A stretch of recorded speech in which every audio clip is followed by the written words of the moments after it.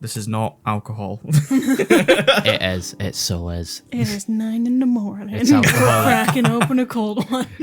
Cracking on a cold one with the boys to celebrate the last episode of the year. No, it's Monster. It's energy drink. That's what he wants you to believe. Yeah, trust me, we do not see that. No, not at all. What's up, weaves, and welcome back to Anime Lane, the podcast where we take you down the yellow brick road of anime and have a look at everything it has to offer. As always, I'm your host, Notorious, and joining me as always today is Shaun. Yay. And Melina. Woo. We have a bounty on our head today as we head into Lupin, Dead or Alive, and we embark on the family odyssey of Wolf Children. Which one do we want to start with?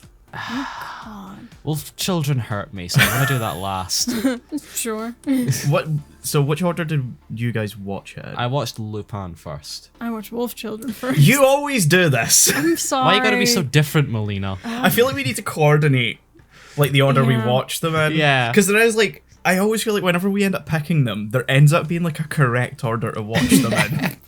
Whenever we have Lupin, I'm like, we'll leave that for last. And it seems to always be like a enjoy mistake a little bit to watch it last. Because I was Yes. glad I watched Dead or Alive first in the end. I mean, I watched them a few days apart. Like, I watched Wolf Children on Friday, and then Monday did Lupin. So I there's watched plenty both of of these last night. nice prep. Yeah, that was amazing. Like I work over the weekend, so like I have like very little time to sometimes fit them in, and so it does mean I'm watching both of them back to back, which is great for, you know, recall, I guess. I will say I kind of felt like I maybe should have watched Lupin last as a sort of pick-me-up. Because Well, Wolf Dead or Children Alive hit me. is not a pick-me-up. It kind of was for me. Okay, I guess we'll get into Dead or Alive first then. This was an odd one. Yeah. Yeah. It wasn't quite Mamo odd. though. No, it was nowhere Mamo- near that. Mamo It wasn't is- Giant Brain. This is the thing is, like, every time I watch a Lupin movie, like, in a way, it either has to live up to the, like, reputation of Cagliostro, or it has to live up to the absolute batshit conversation we got out of Mamo. Yeah. And I feel like everything except the first, just because, like, that is, like, a spectacle, hasn't done it yet. Which is to say this one, because I think we've only watched 4 Lupin movies so far. Feels like more, doesn't it? Yeah, it really Oh, does. yeah. It feels like we're far more immersed in this series. I feel like we know these characters more. Exactly. There's a certain familiarity that doesn't feel like it should just be reached by 4 movies. Yeah, which I guess is a testament to how these movies characterize everyone. Very well written. Yeah. Where, like, I think even after watching 2 movies, we were all like, this is my favorite character. Yeah, Which This was is Cagliostro and Mamo. the 2 that are the furthest apart in Yeah. quality. I think. Dude, And it's Zenigata like- can just do that. Yeah, and like, interestingly enough, Mamo was the first Lupin movie, and then Cagliostro was the second. So those 2 followed within like a year of each other when they Wow. originally released, and they couldn't be any more different. No, not at all. But I suppose, you know, that's what happens when you have Hayao Miyazaki directing one of them. You're gonna get a very different product. Dead or Alive is like aggressively 90s in some of yeah. its. The way it uses technology, like I had violent throwbacks whenever they used a computer, because like that was like very Windows 95. Oh, yeah. The amount of floppy disks. The amount of floppy disks. The amount of wireframes. Which I was watching the scene where they're in the sort of nano machine thing, and like Fujiko's there on the ground, and she's like, you know, grabbed by all the nano machines, and she's trying to get the floppy disk into the drive, and I'm looking at it and I'm like, you have it round the wrong way. You have it round the wrong way. And she's still just there, and then eventually it just goes in, and I'm like, nope, nah, it shouldn't work. This is unrealistic. It was like, if we're so used to seeing like regular USB drives as Yeah. opposed to tiny and small, and then it almost actually threw me for a loop. It's like, oh yeah, those things. There's also a lot of Lupin doesn't take place in an era where, or at least out of what we've watched, doesn't necessarily take place in an era where you see that level of technology. Yeah. Because the first was set in the 50s. You know, Hayao Miyazaki is Hayao Miyazaki, so whether it was set in 2010, he wouldn't have used, you know.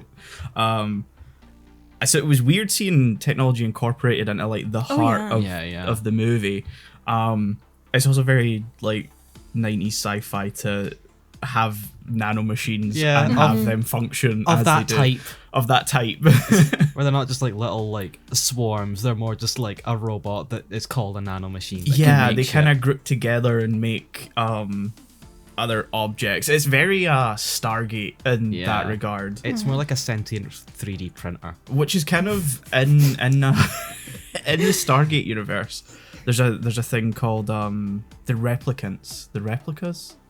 Something like that. Kind of similar to what they're called in Blade Runner. Because they're replicants. Replicants. So I think they're the replicators. That's what they're called. And they're literally like nanomachine people, and they'll like replicate someone and take on them and become like another like version of them. And this is kind of what this movie did a little bit with its nanomachines. Yeah.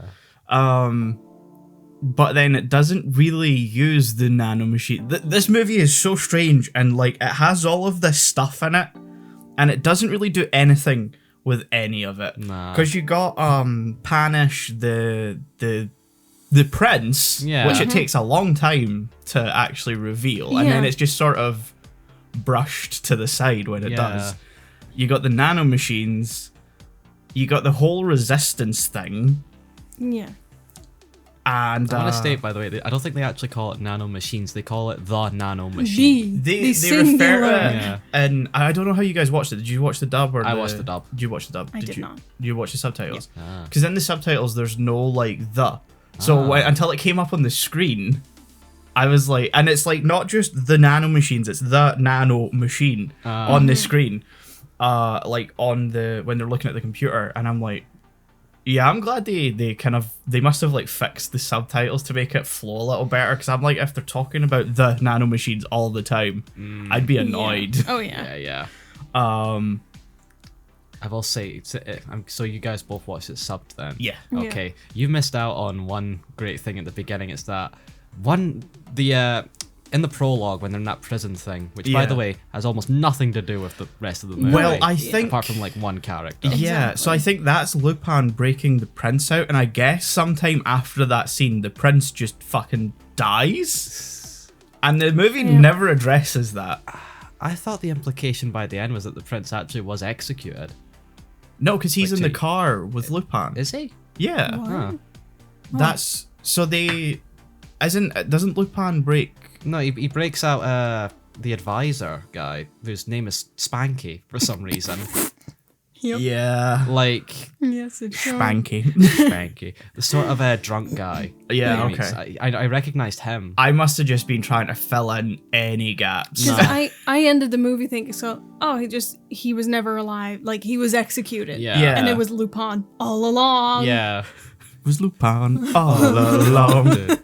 Which is kind of fucked up, by the way. Which is mad. Like, the film does nothing to really they went justify through so much effort to make this poor girl believe like her boyfriend was still alive. Yeah. To jump to the ending, by the way, the only like sort of slight justification at the end is that was a pretty mean thing to do to you, wasn't it? As a sort of offhand, and I'm just like, oh, you think? You thought this was the best way to go about it? You could have maybe told her. I feel like she would have been like, I'll help you out. And then like he even says like, oh yeah, also sorry about not only me playing the part, but my friend playing the part as well. I'm like, dude, that's horrifically fucked. Yeah. We'll have to sell it to her. Like, she's like, no, she would go along with you if you were like, hey, just letting you know, I'm gonna pretend to be this guy because I want to overthrow your government. But that's not even his aim in the end. It's not. But how does he fill the nanomachines with that? That is my question. They're not that advanced. did the nanomachine just not have a DNA sort of scan? Well, this is it, because it never really establishes that it scans his DNA. It just sort of has a camera that looks at people like the tripods in War of the Worlds. That's just dumb. It is really dumb. For a nanomachine, that's dumb. I was going to say it's the 90s, but then they have nanomachines. Yeah. I mean, it's better than the other implication is that the disguise is so well it perfectly replicates Panish down to the DNA. Wow. And that's a horror movie. It is a more like complex disguise in this one. It shatters like glass, doesn't it? Yeah, there's something extra going on. And it's weird because there's like one hint at the start of the movie that Lupin would be in a disguise, because like he's in. There's two technically, because you have the beginning one where he's revealed to be the warden. Yeah. And then also when Zenigata finds Lupin, takes him, he also puts a disguise on the other guy to pretend to be him. Ah, yeah. Oh yeah. I'm more meaning like that's the sort later on though. Yeah, and that's a kind of, I'd say, one of his more normal disguises, because Zenigata just kind of pulls it off like a Scooby-Doo mask. I mean, wasn't it the helicopter that started Yeah, blowing? yeah. You know? Oh yeah. Wobbled. Whereas in the start of the film, when he's dressed up as the warden, and then later when he's dressed up as Panish, it kind of shatters more. Like there's very extravagant. Yeah, and I'm like, what the fuck is it? Lupin, are you using nanomachines? Is it a suit? Is it like a metal Iron Man suit that looks like a guy? I am Iron Panish. To get back to my point from like the prologue, by the way, for the dub, the warden and like his little sidekick, I remember looking at them and like, oh, this is sort of like Wario and Waluigi, but in the dub, that's exactly their voices. Wow. Like the Waluigi guy is very much like, wah, Lupin. Oh, that's odd. So you missed out on that. Oh, I definitely missed. You also missed out on the dub mispronouncing Jigen's name. It's Gigan. I can't remember if Goemon is mispronounced, and instead of Lupin, it's back to Lupin, which I can sort of forgive. Yeah, I can forgive that. The reason I didn't watch the dub, and I don't know if I made a note of this in when I uploaded it to our production flowchart thing. It's a different voice cast, which I'm sure you noticed. You did. I was just sort of too used to like Lupin being dubbed, so I was like, I kind of just want to. That's fair. I've seen Lupin subbed before, and so I was like, I like both the English voice cast we've been watching and the Japanese voice cast. I think the only one that they share in this film is Fujiko. I think she's still voiced by Michelle Ruff in this one. Yeah, I think she might be. It's sort of a different interpretation. Yeah, interpretation, but I think that's the only one I was like, that could be the same person. Yeah, I think a lot of, like, when it comes to dubs, I think a lot of it comes down to, you can have the same voice actress or the same VA in general, but it comes down to like direction as to whether you get the same convincing nature. Yeah. I don't know what it is about this one, but it's sort of the way, if it is the same person, the way she did it in this movie sort of reminded me of Jessie from Pokemon. It's interesting because the voice in the Japanese one, I think, is one of the last performances of the original voice actress for Fujiko. She passed away or she retired, I can't remember, shortly after this one. Hopefully retired. Yeah, hopefully. And all the stuff I've seen in Japanese is like later Fujiko, so I'm watching it and I'm like, oh, she sounds different. But like not bad either. Yeah, like different. It was good. My main point, sorry. This is dubbed by Funimation, which means like 90% of the cast are just all Dragon Ball. Because Lupin is voiced by Krillin. Oh no. Which I just can't. I can't do it. This ain't it, Chief. This ain't it, no. And then I think Vegeta, Piccolo, and I think he also voices Yamcha, voices Jigen. And again, can't do it. Can't do it. In the dub, you can tell it's a very different Lupin because he's not got the same sort of high-pitched, would you say nasally is usually how he sounds? He's got a bit of a nasal, yeah. He doesn't have that in this dub. He's sort of more standard, deeper voice. Boring. Yes. Yeah, that's exactly what I was thinking when I heard it. Like, oh, that's dull. He is very typical shouty shonen VA. Yeah. Yeah, there's a lot to be said about the voice cast that we watch. They're very, like, they capture something about the roles, I think. Yeah. You know, Lupin in Japanese is also very kind of, not necessarily nasally, but he's a bit more free-flowing, a bit higher pitched, and he's got a bit more dynamicism. And then I think no offense to like most people that work at Funimation, and again, I think this comes down to my comment about like, you know, direction. They can't capture most characters very well. Don't get me wrong, some of them are fantastic. And I don't know if I say that of like Stockholm Syndrome for watching Dragon Ball dubbed for like 20 years of my life. We're not judging you. But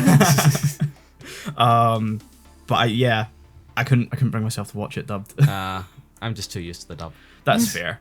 I'm sure I'll make it up for the next one we watch where I'll watch it subbed and be different. Hopefully it's not the main cast then.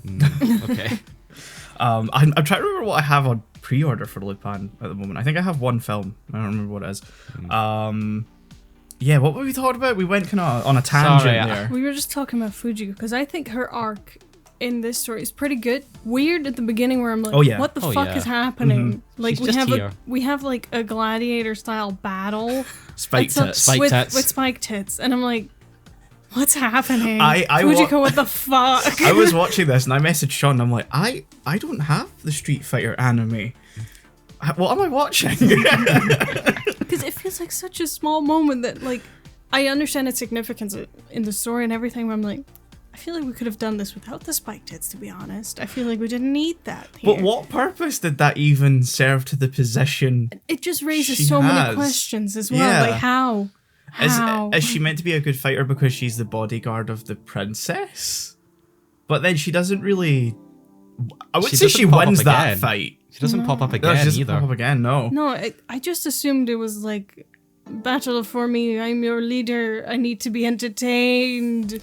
I'm gonna be honest. Are you not entertained? I'm gonna be honest, I think that whole scene is just purely there for the Fujiko introduction. Yeah. Probably. It does, it has a very stereotypical... So many ass shots. Look, I'm not complaining. It starts off with like Fujiko just takes off like the robe she's wearing and it's just full on. No, she doesn't take it off. No? She has knives thrown at her. You're right. It cuts off. Yeah. What an introduction. Quite the introduction, but then we just immediately cut to the ass shot. Yes. Yeah. There's a moment later where she like sneaks into the office of like the dictator to get onto the computer. What's and she's his name again? Headhunter. Headhunter, yeah. He even has an operating system named after him apparently. Because he's evil. And she's like in this like skin tight lycra leotard. Yeah. And there is like there are so many shots where they have added in like the detail of her nipples. Oh yeah. Yeah. And I'm looking at it and I'm like, what? I'm not complaining, but did we need this? Yeah, like I like Fujiko as a character, but I feel like we still haven't gotten back to like Cagliostro Fujiko fully. I don't know if we ever necessarily will. Like there is always some light sexualization, but I think some movies don't. Nothing, at least that I've seen, takes it as far as Mamo, where she's basically the damsel in distress. Yes, no, it's not so much sexualization as much as just straight up misogyny. Yeah, because it was better here, but there were a few too many like shots where I was like, did we really need to animate this specifically or take this shot from behind? Yeah, I'd always have to push past like the 8 brain whenever that would happen. It was just like, I understand as an introduction of character because, you know, she's like mysterious, she's hot. I feel like strong. it always does this works. sort of thing for Fujiko, because like we fully get like a leg and ass shot when she shows up in the first. Yeah. But still, I feel like this was slightly too much. The beginning I understood, but all the leotard sequence I was like, unnecessary. We didn't need it. Didn't need to be a leotard. No. Something for the dads. Yeah. Again, why was she wearing a leotard? If she just walked around in her work clothing, people would be less weirded out than seeing someone in a leotard. Yeah, because then like there's no real purpose for her being in it because no one sees her. And then when someone does see her, she's already changed back into like her normal get-up. Yeah, because I feel like if you're caught wandering around in a leotard or your normal clothes, I'd be confused by the leotard. Normal clothes is like, oh, you got lost? That's fine. Don't worry about it. What were you looking for? Let me help you out. Maybe she's using the confusion to her advantage. Yeah, there's a lot of stuff in this film that happens that doesn't really serve much of a purpose. I think that's fine though. But like the story itself reminded me a lot of Castle of Cagliostro. I said this to Shaun. yeah. Like Yeah, as 'cause soon as it's just, again, not kingdom necessarily, but you know, country where you have a girl that needs saving. yeah, like the once you boil the plot down, it's like almost the exact same, to the point that when they first kidnapped the princess that turns out to be a different character, I messaged Shaun. I'm like, wait, isn't this just Cagliostro? It's to the point where I'm pretty sure that helicopter thing that they're flying in when they first get to the sort of vault is the same one from Cagliostro. It looks quite similar. Yeah. It was funny because when they captured the princess at the start of the movie, I'm thinking, oh, it's going to be Fujiko. Yeah, same. Yeah, same. And I was then- also like, Fujiko, of course. Yeah. She'd I do like that. the little sort of that it didn't play to that expectation. That's But good. at the same time, they took the wig off, and I'm like, who are you? A new character. Yeah. Ole. Ole. Which is partially the reason why I thought this was Spain for a second. Yeah, I guess Because you've got Ole and Panish, Yes. Yeah. which sound very Spanish. I was just like, Panish? Like, you mean like punish? Because in like the original voiceover, it kind of sounds like they just say punish. Yeah. There's a lot the of like, Panisher. because it's I think it's Spanky is sort of pronounced with a sh sound at the start, and the Japanese one's Spanky. Spanky. Yeah. In the dub, they full on just say Spanky. Little old Spanky. Spanky. Why is his name Spanky? Of all the names, he could have gone with like Johnny and everything. Yeah, whatever. Yeah. They're like, no, this is important to his character. Yeah. And he serves no purpose really either. No. He's just kind of there like, oh yeah, remember the beginning scene? It's him. It's like, Yeah. oh, it's him. He sort Huh. of explains something to the characters that they already know. Yeah. Or there were enough characters already in the film that could have feasibly explained it to Yeah. them. Like, Lupin gets a few scenes with them, but from the reveal later on, you sort of realize he already knew everything he was told. Yeah. Mm-hmm. So... Also, I gotta ask, did Lupin also start the Resistance, or were they just around before him? I Look, like to think they were around before, because Yeah. otherwise it's impressive how did much he got just done. show up dressed as Panish and go, I am Your Your leader. leader. your leader? And they're like, Okay. yeah. I kind of like the idea where, like, the Resistance have no idea about any of this. Like, he just comes on TV, says, I'm leading the Resistance, and they're just like, wait, what? Like, No, fuck it, let's just our go with attack it. isn't planned for another 2 years. What are you doing? No, I like the idea that they just go, fuck it, let's just go with it. Fucking Westerners coming in and taking up the Taking our resistance. resistance. We're about to go into a very different Yeah. conversation. Yeah. Like, I've been playing a lot of Call of Duty recently, so there's weird parallels going on. I didn't expect that from a Lupin movie. No. I'll be honest, until you mentioned Middle East, nothing in my brain clicked as it to being, No, because the movie, I literally only noticed that because it said that on the Wikipedia page. wow. I just, my first thought was Turkey.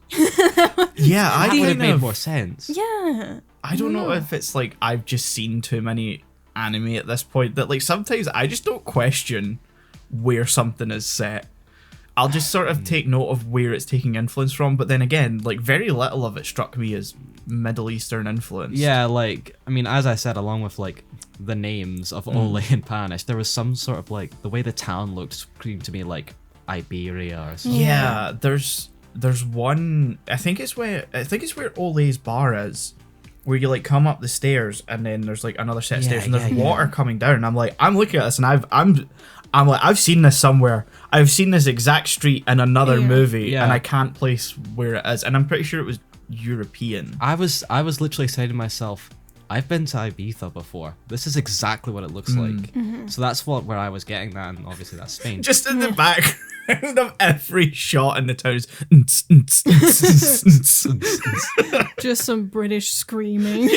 would have you made just the hear movie better. caramel dancing in the distance. Famed caramel dancing. If I heard caramel dancing at any point in this movie, best movie of all time. Oh yeah. Just yesterday I was listening to a trombone version. Yes!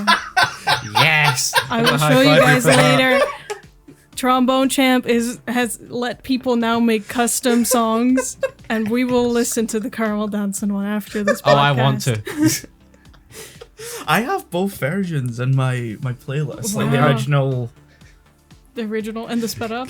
No, Or- the original is in Swedish. Swedish, yeah, and and it's then very slow. the English cover. I think it must be like a sped up version of the Swedish Oh, one because okay. it's basically just the same instrumental, just different vocals over Yeah, it.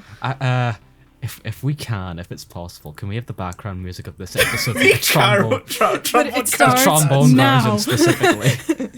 And it will just weirdly continue. There's just going to be a visual of the tower from Half-Life 2. The Citadel. The Citadel. Wow, the Citadel's never lit up that well before. Lit.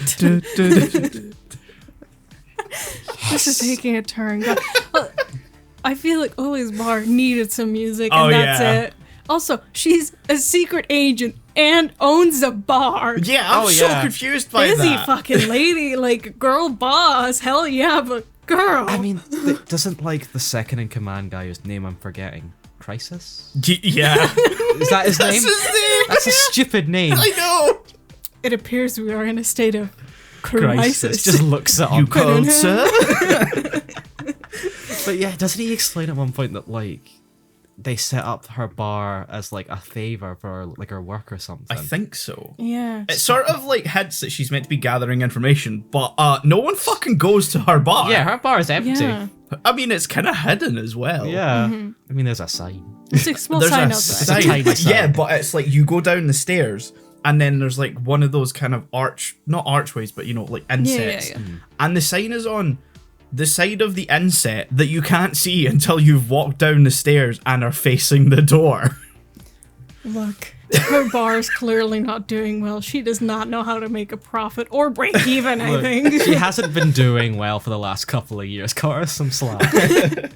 Her partner was killed. He was executed. Exactly. She's been through a lot. Maybe she wants to hide away. I like to think that like the new government with Headhunter was like, so I'm sorry I killed your partner. Do you want a bar? I'm so sorry, but like, want a We can repay you in alcohol. There's a line, and I might be misremembering this, but I'm sure they even say that like they've gave it to her kind of in memory of him because he ran a bar too. But I he don't was the remember. prince. Maybe. Yeah, that's what confused me. I'm sorry, but a bar run by a prince is the best thing ever. Yeah. It's like, would you like the royal special? He just comes out and starts stripping. That's a whole different type That's of a whole bar. different type of bar. Wait, no, if you have a name like Punish, you're only so few steps away from being a stripper. You know, we got a lot of Fujiko love. We maybe needed that to balance it out. Equality. Where have we gone with this? Sometimes Now we are dead or alive. Haha. Also, yeah, sometimes we record these and I put them out later and I'm like, what the fuck are people gonna think when they listen to this? We sort of set it up and have like this veneer of seriousness. Yeah, we like to think this is the more serious of our podcast. And it's not. It's the more planned out podcast. It doesn't Yeah. mean it's more Oh, professional. yeah, that's it. I think I said this to Shaun while I was watching it. I think that this would have been more entertaining and more not palatable. And I said interesting, right? You said interesting. I'm trying to think. I had another word I was going to say and I've totally blanked it. If it were told non-linearly, there's so many events that happen over the film that like you could have cut this scene from earlier in the movie. I'm a bit far away from the mic there. There's so many scenes that happen kind of earlier in the film that you could have just kind of cut off the first like 40 minutes. Yeah. And then when other things are happening, insert those scenes. Oh, yeah. Yeah. Like I think the scene with oh fuck, what scene was it? There's a scene that I was thinking would have fit nicely in when Fujiko gains access to the computer. And I can't remember what one it was. You try describing. Nope. If you could, you would be Never telling mind. us. Why am I asking? Yeah. Yeah, there's so many moments like the scene from the beginning of the movie would have maybe fit better. Maybe when we've met Headhunter. Yeah, Maybe, absolutely. yeah. I feel like the scene where like Lupin first goes to like the sort of vault could have been cut in later as well. Oh, and Fujiko. That's it. The scene where Fujiko gets into the computer maybe would have like you could have cut her introductory scene and put it like there and explain why she's Sort of. It would have given a little more context for that scene, because currently where it sits in the film doesn't serve much purpose other than here she is. Here she is. Yes, there's your ass shot. Yeah. There, and that's everyone done. Yes. We've hit all the target demographics. All right, let's continue on now. I guess we should also address the style of this movie. It's very different. And Goemon, in like 50% of the films we've watched, just doesn't look like himself. Because in Mamo, he looks very off. He's got that banana head. And to a point where I think he's a slightly different skin tone as well. And That's a bit... Ooh. yeah. And here he is just a guy. He's a guy. He is a guy. Yeah, but there's like, when you see him and then you like see like a full like close up of his face, I'm like, you are very generic anime character in this movie. And then Zenigata's chin. Yeah, you could open a quite- bottle on that motherfucker. I was, you know how you have butt chins? He has like a butt chin, but the cheeks are separated. The cheeks are malformed. It is Double legit. cheeked up. On a Lupin afternoon. It's like he's two like singular butt cheeks just Yeah. on the side of his chin, not on the front Yeah, of his chin. because he normally has a butt chin. But you need a small line to give that Yeah. definition, not Here two separate he's sacks. yeah. He could clap those boys. He be twerking when he nods. And he was fun in this movie because Yeah. I love how his character in this one just boils down to I will be wherever this fucker goes Yeah. and I will get him. I do love the fact that it's a different, it's like on the opposite spectrum where he was in the first, where he was a lot more silly. Yeah. In the first, where in this one he is like more serious. He's still got the obsessiveness. Yeah. But there's a hint more of like badass. Rachel. Yeah. He was gonna write a fucking book. Oh, I yeah. love that dialogue in that scene was just great. It's like, I'm gonna write a book. It's called Love and War. How I call it. Yeah. It's like first I wanted to call it war, but I added love to appeal to the female audience. Yeah. He knows That his is a demographics. great line. Yeah. He's originally gonna go with like a really long name that I'm now forgetting. Oh yeah, it was too long for me to remember as Yeah. well. The way he said it, he was so proud of it. Yeah, I was like, it's good that this is how you spend your time. Yeah. This is what he's doing when Lupin isn't doing anything. Yeah, he's like, well, better get this memoir out of the way Yeah. for when I've caught him. I think one of my favorite parts was when like it's after like Lupin's just escaped being shot at by like Headhunter's goons in like the beginning part of the movie, and either Crisis or Headhunter says there's no way Lupin could have survived that fall, and Zenigata just fucking wheezes. Yeah. Like, stupid fuck. You don't know. You don't know. This is a man that's been through some Yeah. shit. You haven't seen the things I have seen. I was imagining like the bit from B movie for that, Patrick Warburton's character's reaction image where he like turns around. I was like, what?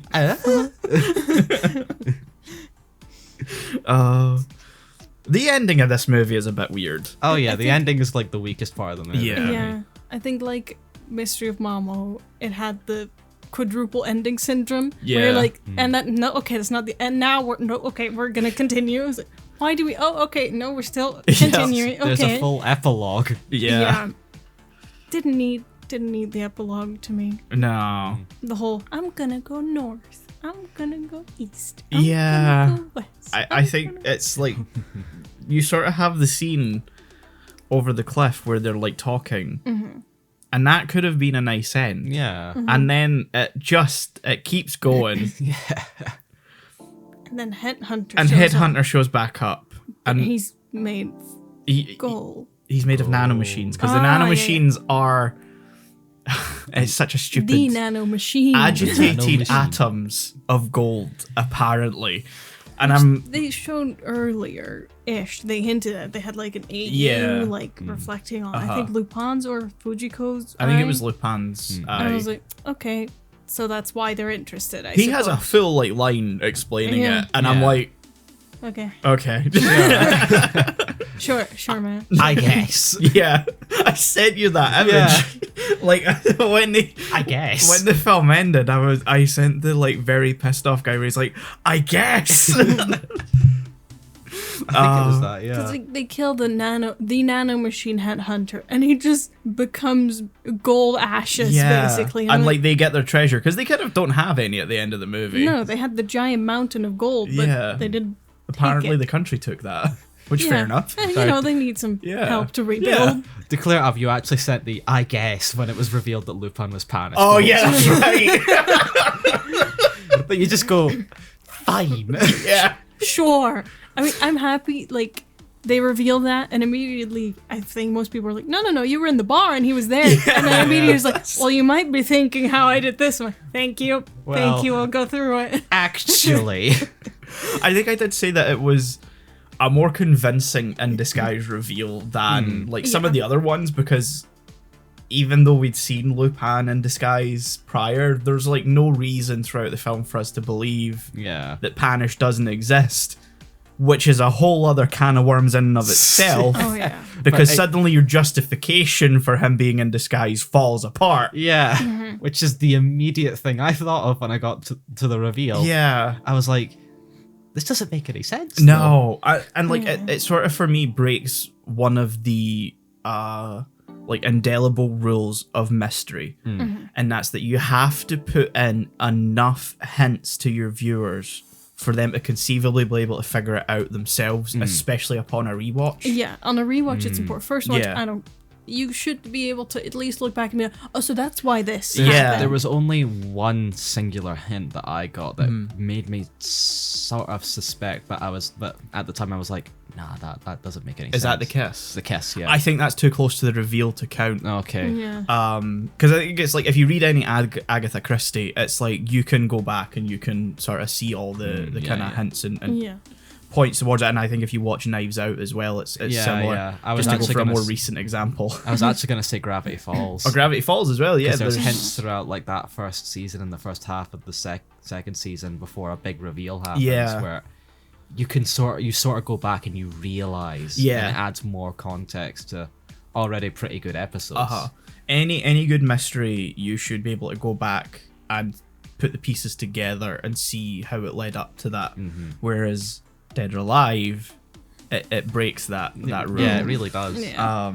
It's just sort of more in the sense of, here's a sudden reveal. I bet you didn't see that coming. But I think no one would respond to this with, what? More like, what? What? Huh? Why? Why? Sure, I guess. Exactly. Why the fuck like, not? at this point, I feel like the way we all view Lupin is like, sure. Yeah. Whatever. Cool. Do that. Yeah, I guess why the fuck not? And it's funny, I don't think it's written by the original author, but this is directed by the original author. Yeah. So, yeah, I feel like it should be a little more.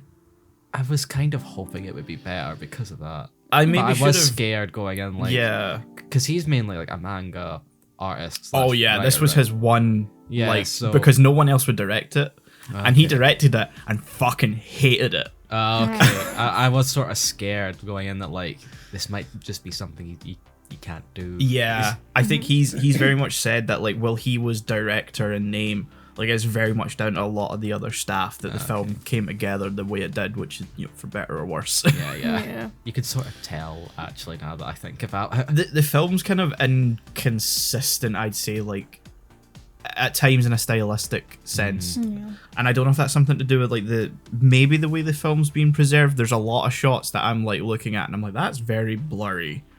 And it means that, like, characters are not hard to discern, but they don't look as well fleshed out. Yeah. I mean, it misses some. Now you mention it, I feel like it misses a bit of heart. You know, in it. Yeah. Yeah, like you don't feel the effort that's been put in as much as the other ones. I think. Yeah, like as much as Mamo is batshit. Fucking batshit. There's a lot of heart in that film. Oh yeah. And you can feel that everyone involved wanted to make that, and it's the same with Cagliostro, but then you have the whole thing of, like, Miyazaki's overriding vision and perfectionism, which we'll not talk about. Whole other thing. Here, it didn't feel like a work of love, I guess. Weirdly enough, I get that, and I wouldn't say it makes it good, but I did sort of enjoy the fact that this felt more chill in terms I of like, I get watching. that. Like it was easy to just sort of sit back and relax and just go with it.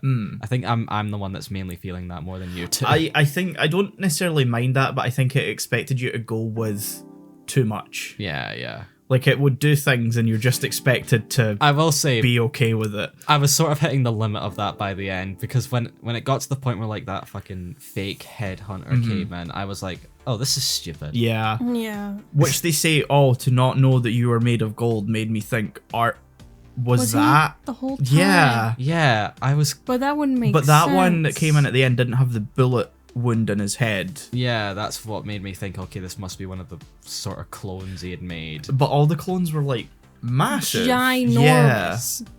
Dead He or made alive one does not tiny care. one. He made one tiny one. It's like, he will be my friend. Yeah. And he just, You always got to get a backup, you. you never know what can happen. Exactly. Look at Punish. Some guy could throw a knife Punish. some guy could throw a knife at a bullet and it would shoot you in the head, because that Oh, happened. Dawn. I fucking hate that. I'm gonna be honest, I love that. I'm like looking at it and I'm like, yeah, that's how a gun works, but that's not how you fire a bullet. I'm gonna be honest, at that point I literally have the note, because I had notes throughout, which were basically my reactions I would have sent to you if I hadn't watched it first. And I think my exact note was, he threw a knife at a bullet to make it fire. No, you're missing the key component here. He lodged bullet it in a was- tree. Oh, he lodged it in a tree. Add that to that. And I just ended it with, this movie's fucking great. Oh, and looking at this now, by the way, there is a sudden tonal shift, like, near, like, the beginning of the third act, when Headhunter just beheads a guy. Oh yeah. Did anybody else think Crisis that was gets weird? fully like cut in half as Yeah. well. Yeah. Up And then we until- just watched the blood drip. Yeah. And we're like, Up until that point in the movie, there's been almost no blood. in Yeah, this I'd whole say there's movie. been very little violence. Yeah, as there's been cartoon violence, Yeah. like Yeah, explosion and stuff. But then, like, this guy comes up to him. I forget what he says. Like, they've lost Lupin or something. I think so. I think, didn't they say, oh, they're at this place? Yeah, or like something? they couldn't Yeah. capture Yeah. him or whatever. And Yeah. Headhunter just straight up anime strikes through his Yeah. neck, and like the blood just seeps out, Yes. and he gets beheaded. And I literally, my jaw dropped when I watched that, and I went, "Oh shit!" Oh my wabo. Shinderu. Nani? It came so out of left field. Yeah. Yeah, it does take a sudden turn in the last Yeah. act. Yeah. Also, for a film called Dead or Alive, and the literal case saying there is a $1 million bounty on Lupin's head, the film does not give a flying fuck. Yeah. The whole thing about, because even in the original voiceover, they say dead or alive. Yeah. In Which is very English. Yeah, dead or alive.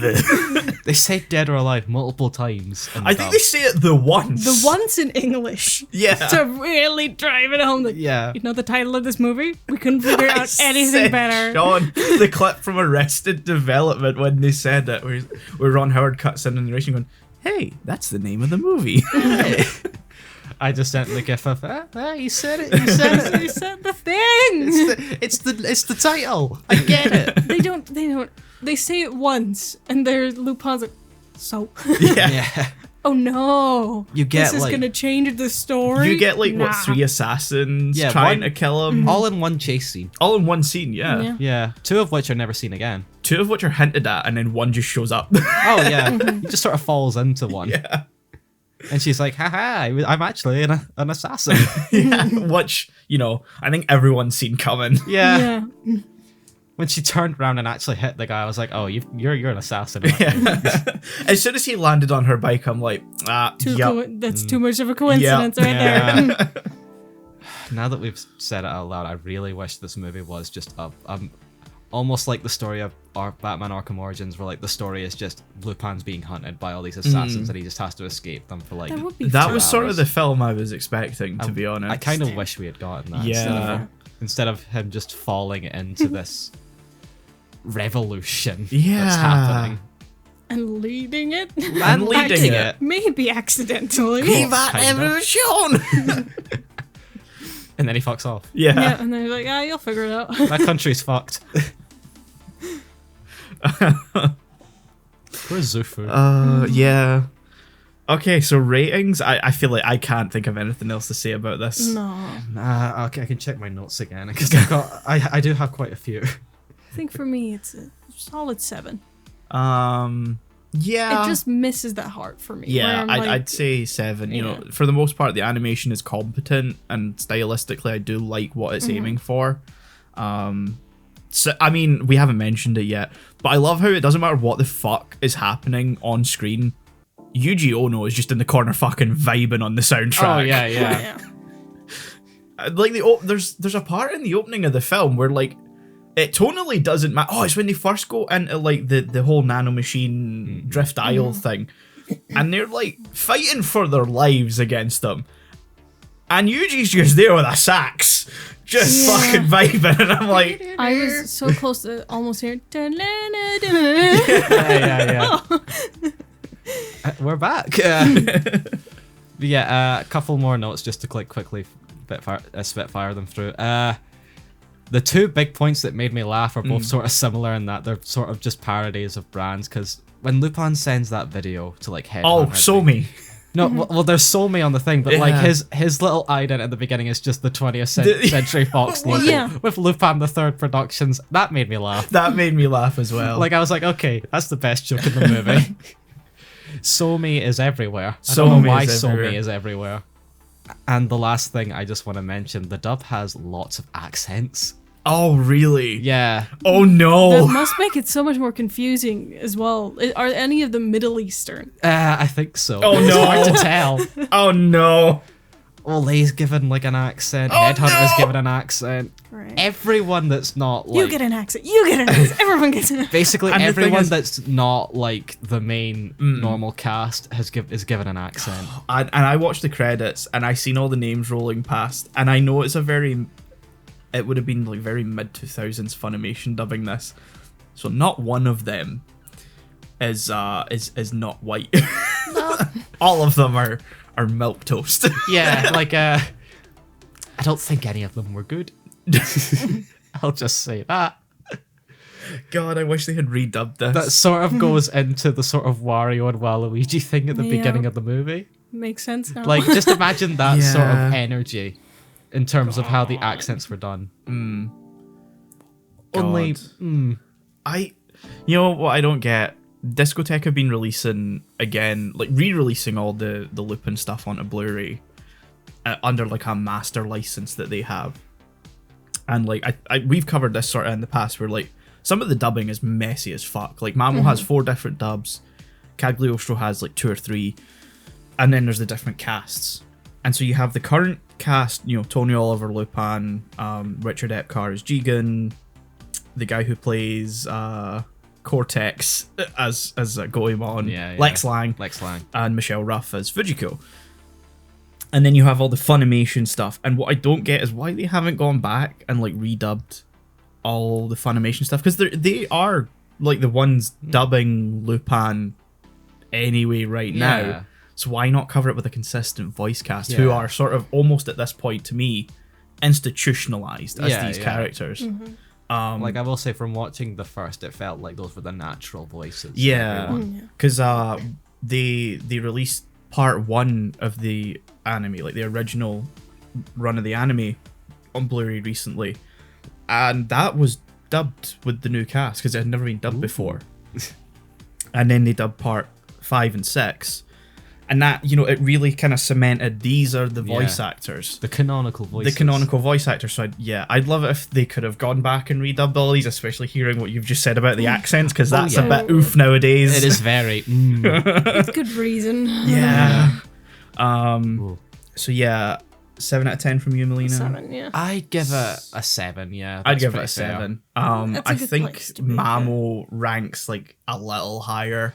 But again, I think it's like the bar of that is maybe elevated because the conversation we had around it was just fantastic. If we're going by the conversation, Mama would probably be about a 7, but I'm going to be honest, I'd rate it like a 6. Maybe 6.5 but just because it wasn't a nice experience to watch. Yeah, I think some of the animation I really liked in Mamo, whereas I can't think of any standout moments in Dead or Alive. I will say I did sort of like the animation in Dead of Alive, but not in the same sort I of like dynamic the sense, and style. more of, like that sort of chill sense. Like I could have this as like a wallpaper, like on like my laptop or something. I said to Melina when you were checking your notes, I like the style, but nothing particularly about any scene kind of sticks out as, you know, there's moments from Mamo or Cagliostro that I'd see and I'd know that's those movies. Yeah. Whereas this, I could easily get it doesn't mixed stand up. out. I will agree. So yeah, I think so. Seven's all around. Seven. Yeah. 7. Wow. 7. Look at 7. Insert that Friends clip. Why are we all white? We were born that way. Moving on to Will Children. Oh. Let's get emotional. In the arms of an angel. This movie was heartbreaking. I fucking adore this movie. I do not. What? No. Please don't tell me you did not like this. I am too disturbed by certain things. And is it I the first? think there's so describe- many creative choices. When I described this movie to you guys, I was worried the whole she fucks a wolf would be the instant, like, no one wants to watch it moment. The thing is, I could have accepted it if... Because they established it very clear, this guy can turn into a wolf, but doesn't have to. Why the fuck do they need to have sex while he's a wolf? Who instigated that? Look, and why? watching it again last night, I did question, like, because I've seen it a couple of times before, and every time, in my mind, when I think back on it, I place him as being human when they fuck. Because it's a bit weird that they fuck when he's a wolf. Yeah, it's too weird. When I watched, he wakes up as a human, so there's an opening where you could think that, but like the instigating scene, he's very wolf. As soon as his hand comes up, you're like, oh, oh no. And then it just gets worse as his head comes in. I will say, when I got to that scene, I was very tempted to go, can I just fast forward this? Yeah. Like, I don't want to watch this. I was scared at how much. But were you hung up on that one part of the movie? Because I'd say it's like extremely insignificant. It's a very tiny part of the movie. The other part that bothered me is that the choice they made for the children wolves is that they can be human, wolf, or the weirdest fucking halfway point. Or the hybrid. Oh, I the found hybrid it was adorable. too for me, to the point where I was like disturbed by it. I sort of get the adorableness, but I get where you're coming from, Melina, as well. So I guess I'm sort of half and half. I thought it would have been adorable, better story if they went for either. I like not the middle ground to sort of show that, like, indecisiveness. They're not really sure which one they want to be. Yeah, like, and I also found the animation around however they turned in just, yeah, that was cute as fuck. Yeah, I will say when they were like the little kids and like mainly the sister kept turning into like a puppy whenever she got like angry or emotional. That was fucking adorable. Yeah, I loved that. It was more near the end when she's sort of talking to the guy. That I don't like. Yeah. I don't like when she's in school and then when she scratches his ear and then when she tells him at the end. I find that like very weird. Yeah, because in the scene where the dad shows the mum, he fully transforms, which is a nice sort of sequence. Yeah. She does not. No. Yuki doesn't, and it's weird because she's like too human in that scene, I'd say. Yeah. I think like story wise, it's the sense that like, oh, she's still trying to. It's all that years of repressing, like still like sort of not letting her go fully. Yeah. Because the way the kids go is that the son embraces the wolf side, but like the daughter embraces the Inside me, there are two wolves. I hate to say, to me, was very predictable. Because it was, he's the quiet one. He's gonna embrace the wolfness. She's the feisty one. That's like, I like running free. She's gonna embrace the film human kind side. of leads you to believe in that they'd go the other way. Yeah, like I sort of was leaning that way at first, but it wasn't until like the son almost fucking drowns. Yeah. That the switch happens, and I'm like, oh, okay, this could maybe switch now. He bonked his head, and now he wants to be the wolf. On all levels, including physical. Yeah. I am a wolf.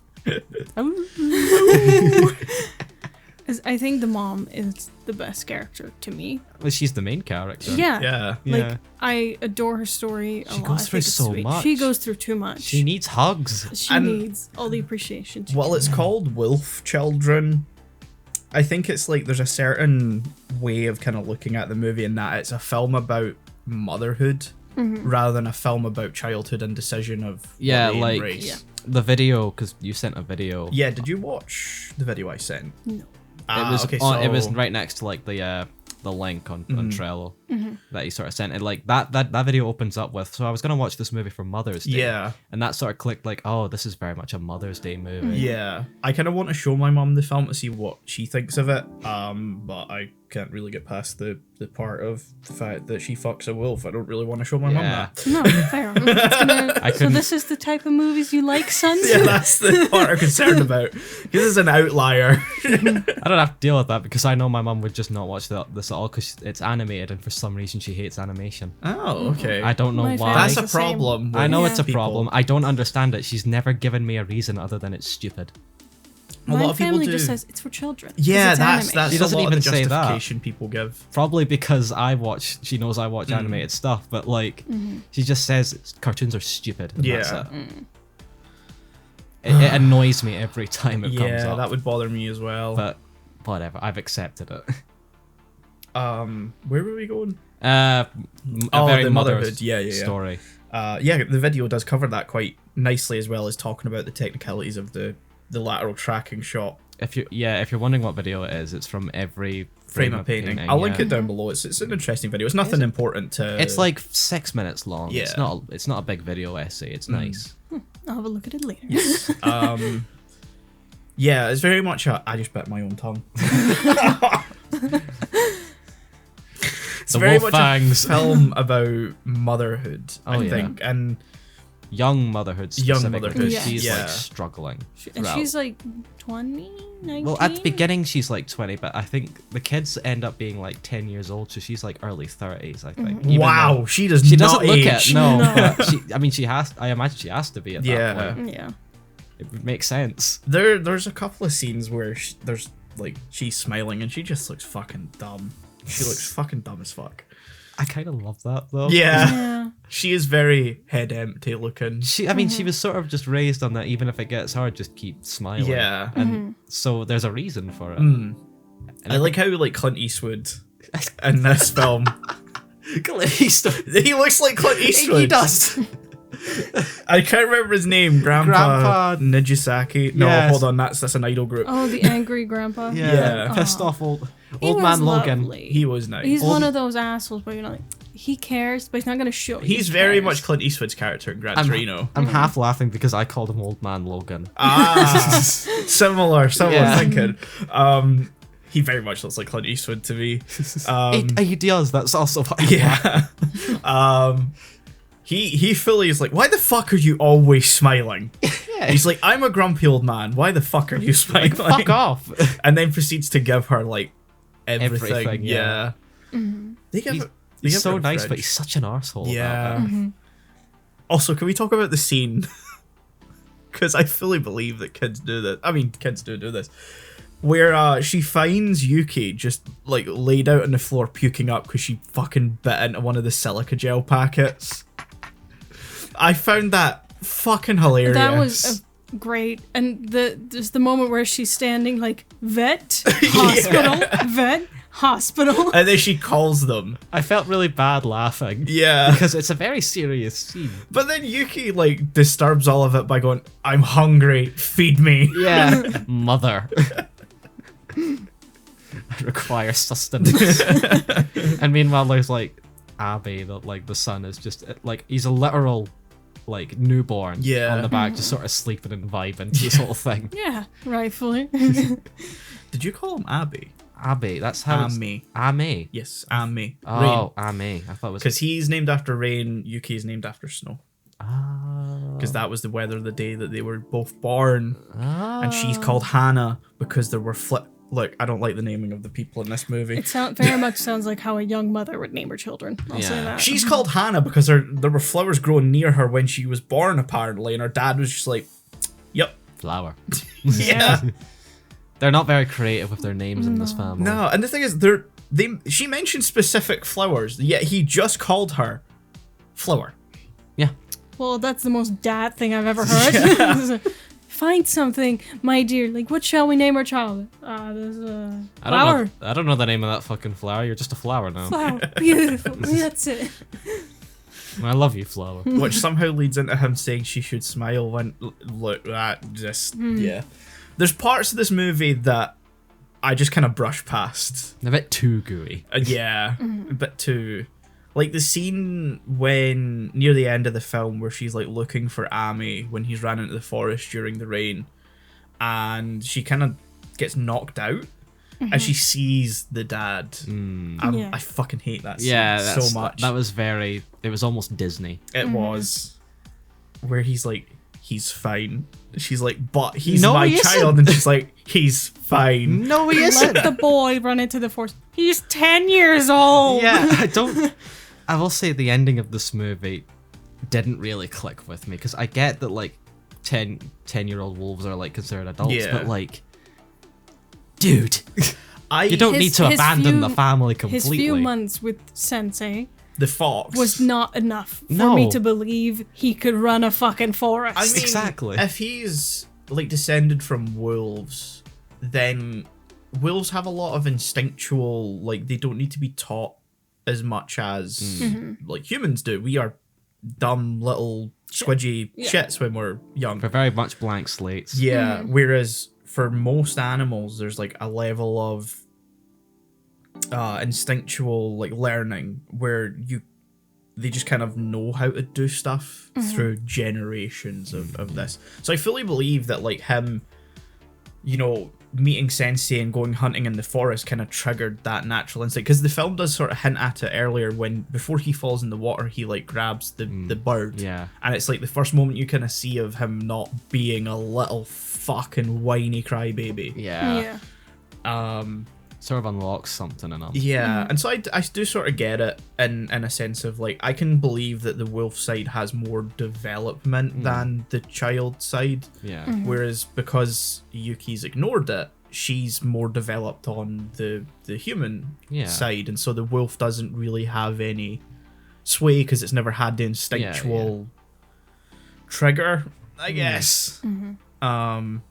I mean, she sort of did when she was a kid. She just sort of repressed it. She sort of lost it. Yeah, because as soon as she wanted to go to school, she had that. Become one with the humans. She fucking turned into Matthew McConaughey, apparently. I love the little rhyme she was singing like sort of throughout that first day. That was adorable. Did you watch it dubbed? No, I watched it subbed. Okay, did you watch it subbed? Okay, we all watched it subbed. Nice. Yeah. This one didn't feel right to do dubbed. I did it for Lupin because I'm too used to it. I've seen it dubbed a couple of times before, but this time I was like, I want to watch it in Japanese because be different. Yeah. Expand your horizons. Yes. What was it she sang? A promise. Piggy, promise, promise kept. Yeah, piggyback, promise, promise kept. No, I think it's just Piggy. Is it Piggy promise? Piggy promise, yeah. Which is not Pinky promise. Yeah, I was confused when she was like first saying the rhyme. I'm like, what? It's called Pinky promise, which is very much a thing in Japan because a lot of anime have used it. Yeah. But no, Piggy promise. Piggy promise. Which it was still adorable. Yeah. I love when they first move into the house and you just see Yuki going fucking ape shit. She's just running around. She's like, it's slanted. Yeah.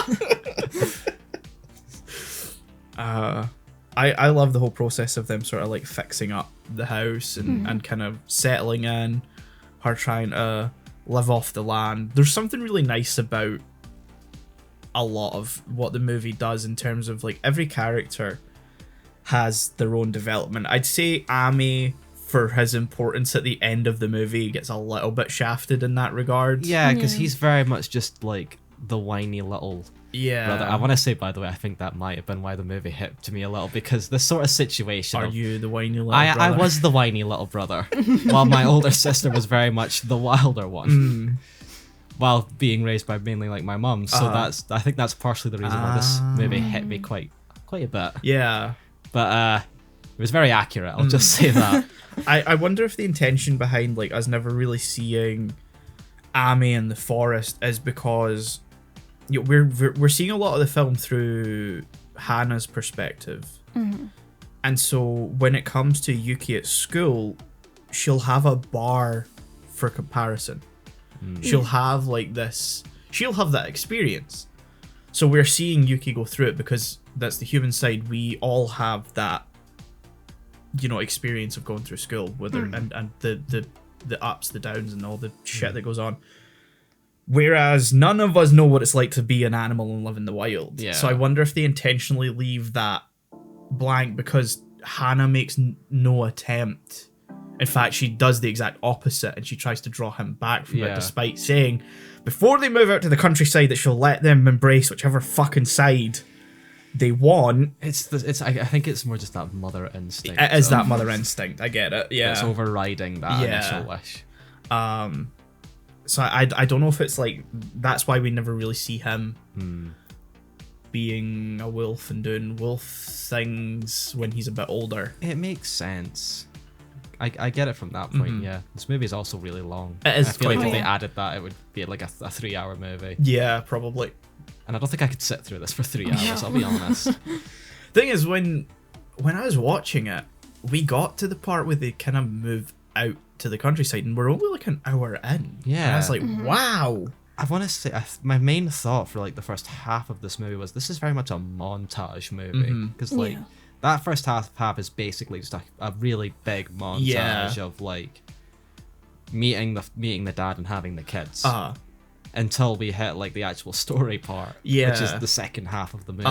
I like that that's sort of told through the narration of Yuki when she's older. And then like when you hit the other part of the film, it sort of becomes more of a movie. I think it's an interesting dynamic and the way of the storytelling, I suppose. Yeah. And then it caps it off with like a nice little bookend of her being like, I moved to school, and I'm like, cool. Nice. I will say when it was just the sister being the narrator and like like I know it wouldn't make sense to have two narrators with like the brother, but I was sort of terrified that like where'd the brother go? What happened to him? Is he gone? I wonder actually, now that I think about it, maybe that's why we don't ever see anything to do with the brother in the forest, because now that I think about it, the sister's the narrator. Yeah. So we're half seeing the film from Hannah's perspective, we're half seeing it from the sister's Yuki's perspective. Yeah. So I wonder if that's why we don't ever see. That would make sense. Yeah, that would make a lot of sense. Because he has no. He does have a story to tell, but because he embraces the side of the wolf, he can't tell it. He can't tell it. No. Yeah. I don't think he really cares to tell. No, it to I don't think he would. Because he sort of rejected that side. Yes, reject human, become wolf. Yeah. Which I'm not sure I like that. I feel like, why'd they have to choose? Why can't they be both? I think that's sort of I know that's probably going against the point of the movie. I know it's going against the point of the movie, but like there's a part of me that's like, why do you have to choose? Why can't you be both? Your dad could be both. Yeah, the dad was both. Yeah. No, the dad chose to be human. I mean, why was he a wolf when he had sex with a lady? Yeah, that he went out part, to hunt. like, look. For his kids. That part would be an instinctual drive. Ah, okay. So that part he would have lost out to the wolf because the parental instinct. Whereas he makes the conscious choice for the most part, which is he explains to Hannah when he first shows being a wolf. I guess that makes sense. They lose all emotional sense for the dad's death when they rocked up in a fucking trash wagon and we're like, this body of the wolf, trash. I mean, it's sort of the point. That's sort of the point. Yeah. Like, to everyone else, he's just a wolf, wild animal. Yeah. But again, that's a very big wolf that wouldn't naturally be. They make it clear to say that the wolves are extinct. Yeah, I feel like some nature conservator would be like, no, we want to study this body. It's like, trash. I think you're underestimating the bureaucracy. Yeah, that's Japan. Like, those guys are just there for the job. They don't care. They are efficient, but also kind of dumb at the same time. Or more just robotic, yeah, it's probably the best way to put it. Sorry, Japan, I didn't mean to call you dumb. We're not calling Japan dumb. Yeah, I fully believe that would happen. Yeah, there's a fucking wolf in the river. We gotta fucking put it in the trash. You'd maybe get a comment of, hey, aren't there not supposed to be wolves in Japan? Oh, fuck it, whatever. There's one here now. Let's just He must be fucking stupid if he ended up in the river. Yeah. I think there's also a part of like we're easily getting caught up in the perspective we have of the movie because how much of the average person necessarily would know that wolves are extinct in Japan. Yeah, is my kind of like thinking behind it. It's something you'd only ever come across in like either a textbook or just a neat little fact on the Yeah. internet. Yeah. It's not something you really need to know in your day-to-day life. Yeah, that's it. So I can kind of believe that most people wouldn't really know the significance of this specimen. Yeah. That felt wrong. This boy. This beefy boy. He Fuck is that woman. fucking massive though as a He's wolf. huge. Yeah. And they just put him in a trash bag. That's a full-on dire I don't wolf. even Yeah. think. Did they put him in a trash? I thought They just put him in a oh, trash okay. bag. They compressed that fucker. Yeah. Because they like yank him up by the Oh, like yeah, strings of the yeah. trash bag. And I'm like, that bag would It's not. strong. Yeah. Japan, what's your trash bags And I'm like, made can I of? import those? Like, probably not good for the environment. No, not at all. It's full rubber. Full rubber. It's great for getting rid of your giant fucking wolves, though. Oh man. Ah, shit, dead wolf, get the wolf bag. I didn't think we'd have to use it, but the day has come. Yeah, I don't want to say I was expecting everyone to like it, but I'm a little. Sorry. I'm a little disappointed. How dare you? It's just a part of life. Like furry culture to me, it's just kind of weird. You I gotta accept- push past the furry I thing because it's got can't- nothing to fucking do with it. When you choose to animate it like that, I think there's a reason for it. The way I'll put it is look at it as a bit of a Beauty and the Beast. Yeah, they chose Because having either watched or, more, not middle ground. having watched a couple of other Mamoru Hosoda movies, this man is obsessed with Beauty and the Beast. Because he full on, one of his other movies, Belle, is like full on a Beauty and the Beast like story. I mean, the movie's called Belle. Yes, her character name is Belle. It makes sense. And she meets Falls in love with the a- beast. She falls in There's a love with the beast? dragon, and then That's a beast. And in Japanese, I think it's called the Girl and the Dragon, or the Beauty and the Dragon, or something like that. It's very much like a, The girl with the dragon boyfriend. which we'll cover. Belle. It's been on the podcast before. If you want to hear what I thought about it, you can go and listen to me talk about that with Kelsey. We'll cover it again at some point in the future.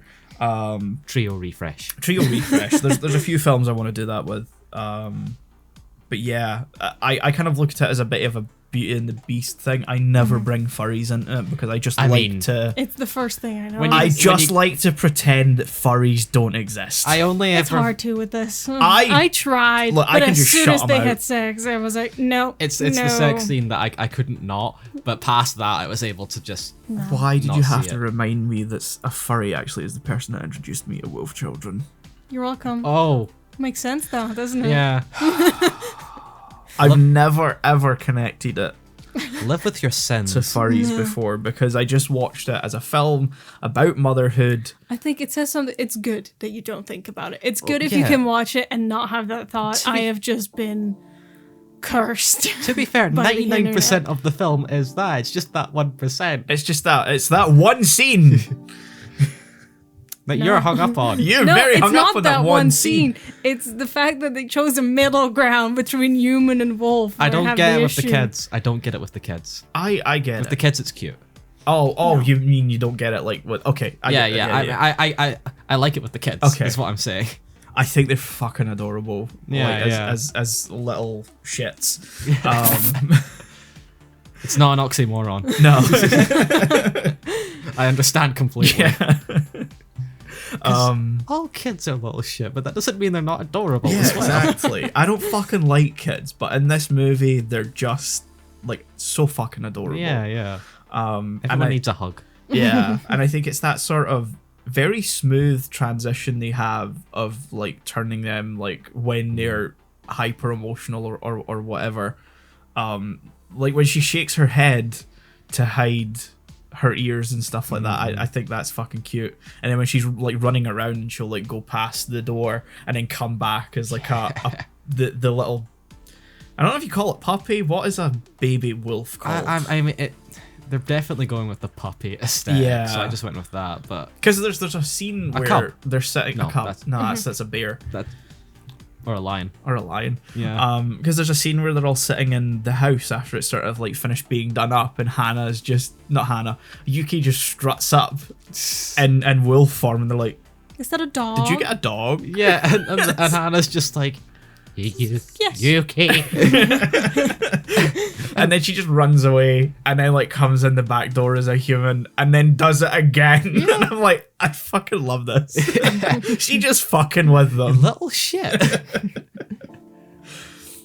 It was sweet. It was sweet. Yeah, I really like this movie. Yeah.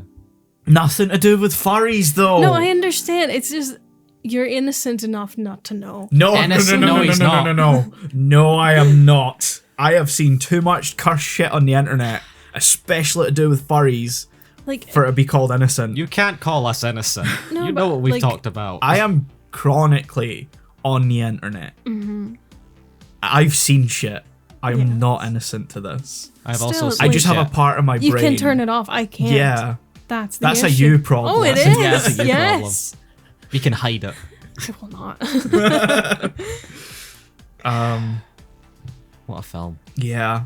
Maybe because it's just not a very relatable situation. I was going to say not well written. I was going to I ask. think I was it's about very to- I well felt written. physical. I think to me it was just less of a relatable story, but that so I mean, you're I not a mother. understand, Yeah. for one. And I don't know, maybe it's because it's a situation as like their family dynamics is so different from mine. I didn't Oh, yeah. necessarily Yeah, feel yeah. it as Yeah. relatable to me. I don't want to say I could get this from the perspective of the son because I'm not a wolf. I don't feel any relation to that. But from the family No, dynamic exactly. early on, I You can understood recognize that that. completely. I think I sort of like can see it from a mum who's trying her best. If my mum actually sat down and watched this movie, I'm sure she'd like completely get it. Yeah.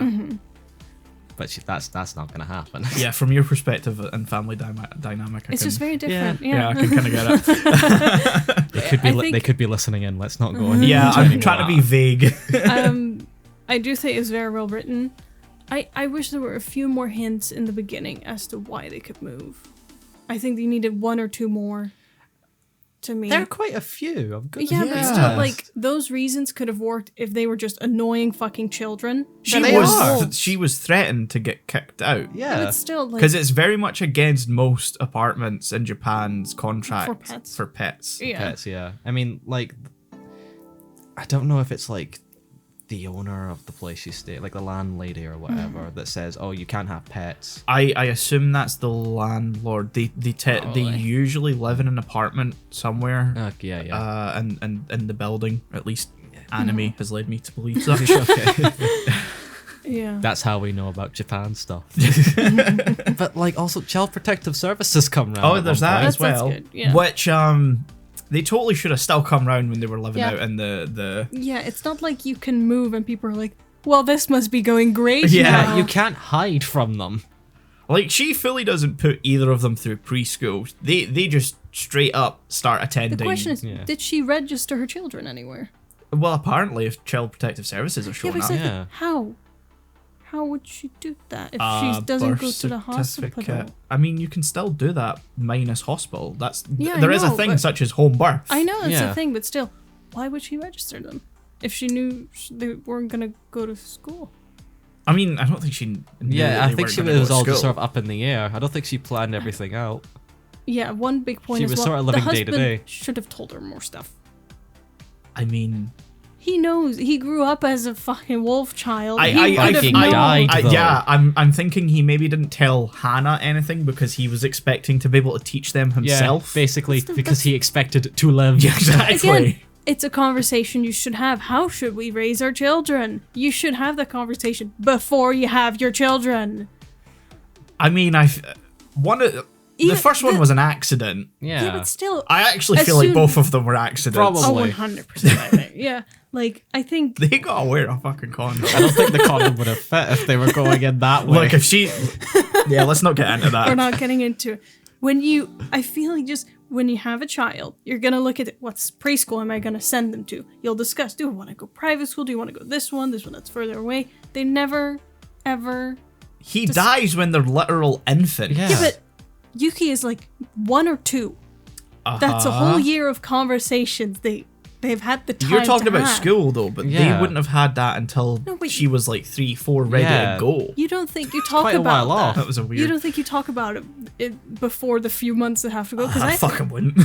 I think Not to expose myself as a possible future bad dad, but I don't think I would until they're like 2 or 3. Yeah. You move to, you think of your location. Oh, do we have to move? Do we live close enough to schools? They should have I think we're looking at like a significant cultural difference. Maybe. I'm not gonna pretend to know how the Japanese school system works and how it goes. You go about getting your child into Japanese school, or even how Japanese parenting works, which I'll be honest doesn't really. It looks kind of grim from the outside. Moving on. From a Western point of view, please plan more. I don't think it's for a lack of planning. And I'll be honest, looking at Hannah and the dad in this, they are better parents than most anime paints parents to be. Well, I mean, yeah, in most anime there are no parents. There either are no parents or they're, horrible parents. That's neglect. If they're there, they usually serve the purpose of being a downright horrible person. Except in Rent a Girlfriend, where everyone is a horrible person except the fucking parents. Anyway. We're talking about his joke, whatever. Yeah. I feel like it's possibly like maybe it's a cultural thing in that you don't necessarily talk about how you parent a child. Yeah. Maybe. You just sort of do it. Or maybe, just maybe, he expected to not die. Or it was to further the film story There's along. that too. Probably. You might just be overthinking it. But again, one scene talking about would have been enough for me to be like, oh, well, yeah, of course. Duh. I think you've also got to remember that he was like working to make money for them. Yeah. And he was working a lot. Like he left them quite a bit. Yeah. To like survive where she didn't have to work for like quite a few years. Yeah. It's pretty good. Yeah. The fact that she didn't need to move out of there until what, like 3 years after he passed? Yeah, Yuki that's was pretty about decent because 3, yeah, because rent in Japan is like not cheap, especially in a city like I assume this was Tokyo. Yeah, it was some big city. Yeah. Describe it as like a town when she moves out, but it's not a fucking town. It's not a know town. how humble city people can be. Yeah. I feel like we're going on a weird direction. yeah, we're here. going in places. Yeah. Will we just call ratings? Yeah. Unless anyone has anything else they want to bring up. I think Unrelated so. to furries. I can't really think of anything. There are just a bunch of little moments that are popping up in my head that don't really fill in a discussion. I liked first getting into the house and like Hannah making the house up. First going to the conservation place with Ame, that was sweet. The school stuff. It's a nice movie. It's just a really nice movie. Cool. We'll go I can see you smirking at the furry stuff. So we'll go to scores. Melina. Why do I have to go first? Because you're probably the outlier. 5.5. Oh, I can right appreciate the on. story. Lower You are than gonna. Marvel. That is like the hottest fucking take we've ever had on this podcast. You're welcome. Wrong. It's good to have conflict. What can I say? Because this, I think less so than some of the other like big anime movies. This was definitely one that like pierced the veil and made it to sort of like some extra public attention, and it's very highly regarded. I just think I understand if I felt like it related more to me and the story resonated more, I would have 100% given it higher. I'll be honest, I didn't don't think for me. most anime fans can relate to this. No, but still, that's Have my you met dream. anime? Have you met You met memes? anime fans? Yeah, that's my point. Okay. Wrong. Yes. I respect your opinion, but it's Thank wrong. Do you want me to go next? You can go next if you want. Straight 10. Straight 10. Straight 10. I was torn, but now that you've given it a 10, yeah, I'll give it a 10 Straight as well. 10. I was now looking I for feel bad. justification of not giving it a 10. It feels like it earns it. Yeah. I think we've never watched anything where I've given it a straight 10 so far. Like, personally, my innermost feelings, like Galaxy Express, straight 10. Sorry, I just hit you, Melina. Straight 10. But, like, critically, Nah. Yeah, if I'm being more objective, maybe a 9 or an 8. I'd say maybe 8.5 for me. Yeah. Like if we're looking at it critically, if we're looking at it and like how much I fucking adore this movie. Yeah. 10. 10. 10. Gut rating is 10. How do you do like an average again? Do you add it all up and then divide it by the amount of Yeah. Because I understand giving it a 10. Yeah. I can understand it for my personal viewing and understanding. So I'm My sorry. comprehension. Yeah. so we landed on critically an 8.5, right? Yeah. The average score 8.5. Fair. Yeah, fair. It all works out. Yeah. So that is 25 and a half out of 30, I guess, if we're doing the Famitsu way of doing it. Which feels right. Yeah. So yeah, thank you very much for listening to this very strange episode. We- quite an episode, we went wasn't from giggly stupid stuff to family. We went from Ibiza to There was caramel dancing, there was a beheading, there was furry sex. This episode had everything. yeah. It's a little bit of everything, and a little bit for everyone. I wish I had used this in the highlight reel for the VT. Yeah. The viewers, the listeners aren't going to get that joke, but we do. No. We do. Yeah. So come back next time, Please. I guess. Maybe it'll be more sober. You still got that alcohol, haven't you? Or maybe it'll be more wild. Who knows? Yeah. Who knows? I really gotta fucking figure out an outro for this even. This has been your host. Yeah, I've been your host, Notorious, as always, joined by Shaun and Melina. I don't know why I'm getting easily listened radio here. One of those guys was me. We've talked about Wolf Children and Lupin the Third, Dead or Alive. Come back next time where I don't know what I or we will be talking about because I never do. It's always fun when that happens. Yeah. Goodbye. Bye-bye for now. Bye.